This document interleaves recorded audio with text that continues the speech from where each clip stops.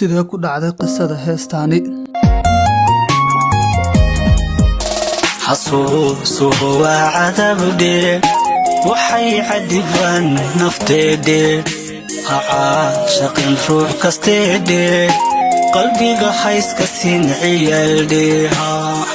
السلام عليكم ورحمة الله وبركاته. انت aanan qisada u guda gelin fadlan waxa ka codsanaynaa markii kuugu horreysay hadii ay tahay inaad subscribe noo saarto leegtaaduna waa noo dhiirigelin mahadsanid walaal. qisada heestan oo aanu ka soo xiganay fanaanka qaaday oo la dhaho Mustafa Dollar waxa uu ku bilaabayaa sida tan. heestani waa qiso dhaba oo aan ka sameynay gabadh nala wadaagtay oo nooga sheekaysay sheekada aanu ka curinay heesta. waxay iiga sheekaysay gabadhu inuu xiriir dhex maray wiil ahaan ay ka weyn tahay hase ahaatee ay isku fahmeen nolosha oo xiriirkoodu noqday mid rajo wacan iyo jacayl lagu daydo gaadhay. waxayna noo sheegtay in ay wax badan u qabatay oo ganacsi xitaa u furtay maadaama ay dhaqaale ahaan ka fiicnayd. muddo markii ay wada socdeen waxa ay isku afgarteen in ay nolosha ku midoobaan oo ay isguursadaan. kadib wadanka ayay timid balse markii ay wadanka timid wax walba waa ay isbedeleen oo jacaylkoodii waa uu yaraaday,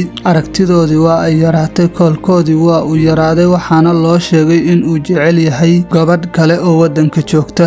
waxa ay tiri markii aan hadalka maqlay ayaan u tagay waxaana ku idhi maxaa ku bedelay aawo jacaylkeennii waa xayse gabadha aad jeceshahay. waxa iigu jawaabay jacaylka waxaa ka horeeya horta miyaan isla egnahay. waxa ay tidhi sida aan uga naxay waxaan awoodi kari waayay in aan kelmad labaad u celiyo. aniga iyo abwaankuna waxa aanu ku niri qalbiga hayska siin ciyaalde walaal. haddii aad nala soo gaadhay dhammaadka waxaa ka codsanaynaa si sharaf leh inaa walaal subscribe noogu saarto leegtaada inaa nugu dhiirigeliso mahadsanid.